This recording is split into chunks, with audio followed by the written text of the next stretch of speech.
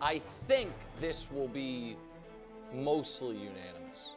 The New York Giants. Yeah, Patriots. Now listen, I actually think the Giants have done one thing smartly, which is I think they have built up that defensive line to where I think that could be a top, legitimately, I should say, a top 5 D line. Not top 5 defense, but top 5 D line, which can be a building block for the future. Right. But Dexter Lawrence plus Brian Burns plus they have other guys along there, I think it's like, oh, okay, you're going to have something. That's going to be your identity. The problem is everything else is a mess. Now, listen, I like Neighbors, and I like Andrew Thomas. So I think you have some real pieces to build upon, but I don't know about Brian Dable. I do know about Daniel Jones. They're going to be, I think, in contention. Sorry, Greg. Watch him. Greg, did you see? You saw Daniel Jones' preseason. It's Yeah, preseason. we saw it. They're going to be in contention, luckily for them, for the #1 quarterback in next year's draft, and that's how they can turn the page. This is where there's going to be gasps. At number 3 is the Philadelphia Eagles. Gosh. Wow. They've lost 6 of the last 7 games. They had a bottom 4 defense across the board in the NFL last season. They lost a future Hall of Famer, the leader of their team, the best player on their offense. Their coach and their quarterback don't get along. Their coach was known for one thing, kind of being a jerk on the sidelines, and now he's been like, no, I'm going to stop that. If anyone else could have told him that was a bad idea years ago, classic 2, once again. And all of those things, they come into the season on the hot seat. They have 2 great receivers. I know that.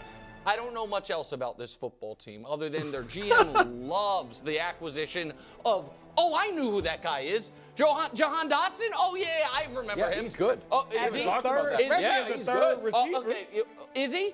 As a third Based guy? on what? Well, Sam Howell. Based on what? I'm just telling. Greg so, likes He's the him. third receiver. Okay, that's great. I'm telling you right now that there's a reason he was available from a team within their division. A team that, by the way, I have finishing second. The Washington Commanders. Wow. So the argument for the Commanders is simple, which is the new coach bump from Dan Quinn and the fact that I like Jaden Daniels as a player. I don't like him long-term as a prospect because I am concerned about the injuries. I'm concerned about his body, his frame, and his ability to survive 8, 9, 10 years in this league. That's my whole argument against him, is that he's too small for a long NFL career. That doesn't mean he can't be dynamic in an individual season. They have decent weapons, and I understand defensively there are going to be some struggles. However, I think there is always a team that everyone has written off as, oh, they're going to be one of the worst teams in the league. That you see, oh my gosh, are they in the playoffs? Are they right there? Now, I don't have them in the playoffs, but I have them finishing second. And then in first place is the Dallas Cowboys, who, for all of the consternation this offseason, they got CD done. They still have clearly, by a wide margin, the best defense in that division. They still have clearly, in my opinion, the best quarterback in that division. And CeeDee Lamb gives them a good, decent receiving core in and of himself. They won 12 games every year. I think 10 games is enough to win that division. I have it as one playoff team division, Greg, and I have the Dallas Cowboys being that one team, and I have Philadelphia firing their coach during. Wow. Okay. This is going to be one of the funniest takes to age, and it's going to be so great because, first of all, thank you all for telling me to do this clip. I didn't originally see it, so I really appreciate you guys commenting. I posted a couple other videos, and I went to the comment section, to read them as I say, that I always do. And everyone's like, oh, you got to see what he said about the NFC East one. Do the NFC East one. And I was like, oh, gosh, what did he say?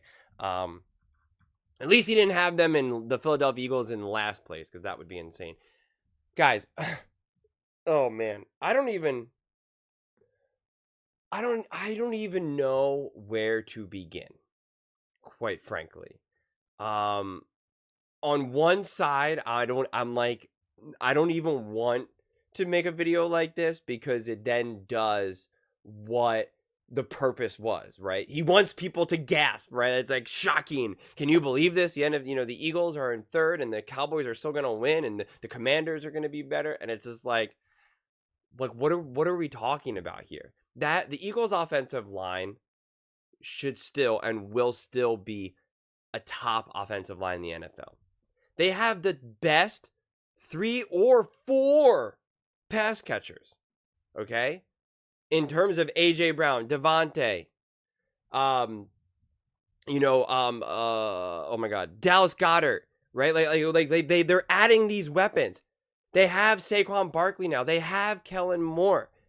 They've upgraded at defense, both personnel and coordinators. Like, it's just wild. And you want to just also say that they by far have like the best quarterback. I actually think Dak Prescott's a pretty good quarterback. Sorry, Eagles fans. I don't think he's trash and just like this awful quarterback. I think he's a very competent quarterback and a very consistent quarterback. But he also is consistently not great. Whereas if you want to point fingers at Jalen, saying that he's not consistent, he's at least inconsistently, at the minimum, inconsistently great. Okay? So Jalen Hurts can actually play great and play top level. Was going to win an MVP if he didn't get injured. It's not up for debate. It's not an opinion. It's a fact. That was the general consensus. And then he balls out in the Super Bowl. Has an unbelievable year. Like, Dak Prescott has never done anything. Dak Prescott has been in MVP conversations, but has stayed healthy and has lost. Has been embarrassed in the playoffs. Oh, but Jalen Hurts looked awful against the Bucs. Oh, really? When A.J. Brown was down? When Kelsey was retiring? When he had a bad knee and a dislocated finger? Really? Jalen Hurts didn't look good that game? Go figure. What is Dak Prescott's excuse when he's 100% healthy with a 100% healthy team with a great coordinator ready to go? Like, what's his excuse? None. There's no excuse. So constantly trying to compare what the Cowboys have done versus what the Eagles have done. I don't care that they've won 12 games. That doesn't mean anything. It really like comically doesn't mean anything, considering how their seasons have ended. But it's just so obvious to me that the Cowboys have gotten worse and the Eagles have gotten better. And it's just like, it's just absurd. It's absurd to me, quite frankly. I do think that the Washington Commanders are a better team. And in fact, the way how I have this is the Philadelphia Eagles 1, the Washington Commanders 2, and the Dallas Cowboys 3, and whoever the heck the New York Giants are, do we even need to say them out loud? That's how I have this division. I do think the Commanders are going in the right direction, personally. I do not think the Dallas Cowboys are. And again, now Nick repeats this, and I know he doesn't like Howie Roseman. Howie Roseman. The fact that we want to use the Commanders, even though I've just kind of praised them, and they deserve some praise. They've made some legitimate decisions. They're going in the right direction. The fact, though, Howie, the Philadelphia Eagles GM, who has consistently, over years and years and years, has made amazing moves, whether in free agency, draft, contract signings, whatever it may be. He is clearly, undeniably, one of the best GMs in the NFL. Again, it's not up for debate. These are as close as concrete facts that you can get in the NFL. He now made this acquisition from, for the wide receiver from the Commanders. And they keep trying to say, well, they're suspicious that the Commanders were willing to give it up to someone within the division. Like, you can get a fast one on Roseman. Like, he doesn't know exactly what he's doing. Like, he hasn't been making awesome, ruthless moves his entire career as a GM with the Eagles. Like, he didn't get this team to the Super Bowl to win a Super Bowl. And then 5 years later, with virtually a brand new team, brand new coach, brand new quarterback, outside of a handful of players, was able to build another Super Bowl roster, which is insane. It's literally unheard of. And we're going to say that we're suspicious because the Commanders must know something? They know more than what Harry Roseman's doing? Like, are we serious here? That doesn't make any sense. It's one thing if it was the 49ers, if it was the Chiefs, if it was even, like, heck, the Baltimore Ravens, if it was another consistent top team in the NFL, then I would say, okay, right? Now we're talking about damage doing damage. We're talking about, elite intelligence going up against elite intelligence. Highly run franchises going up against another highly run franchise. Then you could say, okay, let's see who wins this. I don't know. But come on, man. That's comically hilarious. Players are obsessed with the Eagles GM. They praise him and are like, how does this guy do this every time? So the fact that he doesn't get, that they don't defer to him, that they instead defer to the Commanders, makes zero sense to me. Zero. And sometimes that's just the right move. The Commanders know that they are a year or two behind the Eagles. They need to do what's ultimately right for them. That's chess. You sacrifice your knight. You sometimes sacrifice your queen. Like, that's just what you have to do sometimes. And the Commanders are not looking for it this season.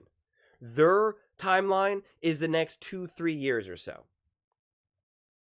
So they made the move that was also right for them. And the Eagles were able to take advantage of it. And now the Eagles clearly have a top receiving core. Like, I don't even understand how that can be debated. If you don't want to say that they are the number one in the NFL, I get it. I don't like to give definitive answers either personally. I'm not, interested in trying to figure out who exactly is one, who exactly is two, who is exactly three. I don't care about that.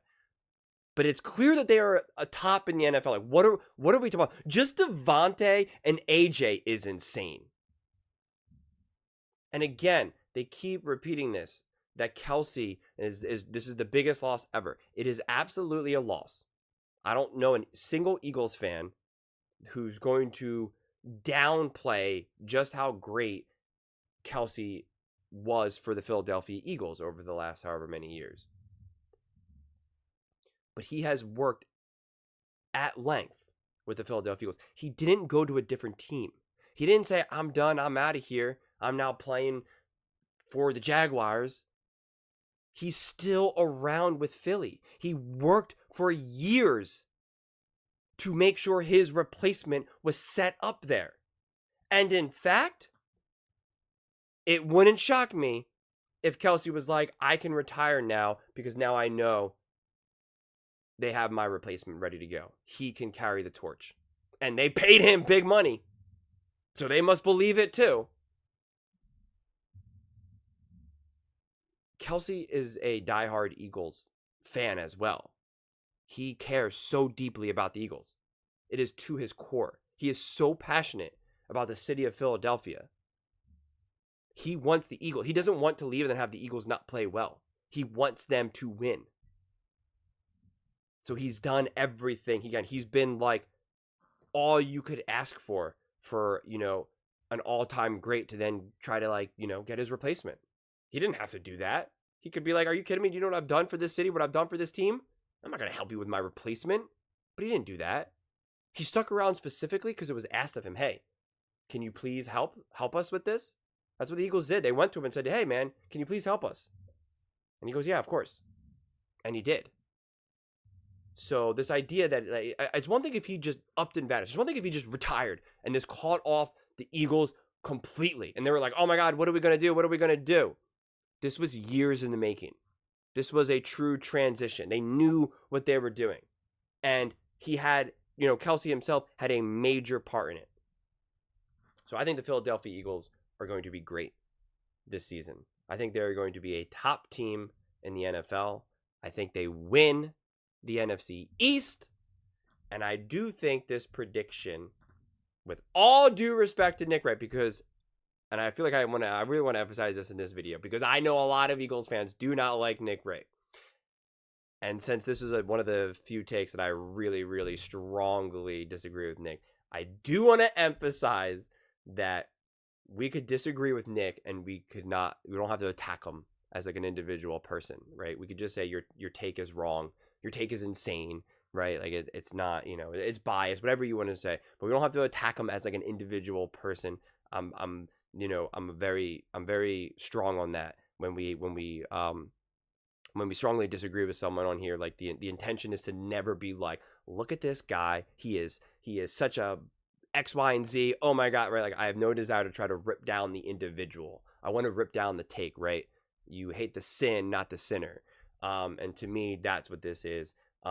He obviously definitely does not like the Eagles. He definitely loves to pander to the Dallas Cowboys fans. But at the same time, I think he does believe it. And I think the reasons that he gives are technically reasons. Like, sometimes I'll call out Nick Wright because I say his logic is fundamentally flawed. And if you're going to say this, then you have to say that about another thing, and you're not. His reasons are legitimate. They're technically, the logic is technically there. I just disagree with the outcome of it. Right? Like, you can say they were not good last season. You can argue, I don't think they upgraded on defense good enough. You can say Jalen Hurts hasn't been consistent enough. He's not a good enough quarterback. You can, again, I disagree with those things, but they are at least legitimate arguments, technically. And me and him are in agreement. I'm sorry, Eagles fans. Me and him are in agreement. I am not a fan of Nick Sirianni. I don't think he's a great coach, personally. So I do think that has the potential to be trouble for the Eagles. But again, this whole idea that Jalen Hurts and Nick Sirianni need to be best buds, I think is also absurd. If Nick Sirianni was the brains behind the offense and was the play caller, play designer, was doing all that, then yes, that to me would be a massive red flag. And I would not be saying that the Eagles are going to win the division. I would be very concerned about that. That's not the case. Kellen Moore is running that offense. He's the one that's going to be talking to Jalen Hurts all day, every day. He's going to be the one where Jalen Hurts and Kellen Moore are texting at night to each other, talking to each other, coming in the building, and Jalen Hurts is looking for Kellen Moore, not Sirianni. They're looking for each other. That's how it works. So that's why I'm not as concerned with the relationship between Sirianni and Jalen Hurts. If he said they weren't getting along with Kellen Moore, that would be a problem. But that's not the case. So I think that's also being blown out of proportion, personally. But yeah, those are just my thoughts. I would absolutely love to hear yours. What do you guys all think about Nick's prediction for the NFC East and the Philadelphia Eagles being third, the Commanders being second, and the Dallas Cowboys being first? Let me know in the comments below. I read every single comment, so whether you agree with me or disagree with me, either way, let's get in some discussions, let's get in some fights, but ultimately, let's just have some fun. And please do consider subscribing. We are building an amazing community here, and I would absolutely love to see you part of it. I want to build something that we all genuinely feel connected to. Something that we're really excited to be part of. I think we're well on our way to doing it. And please don't forget to give this video a thumbs up, as it really does help with the visibility and the algorithm. Thank you so much, and see you next time.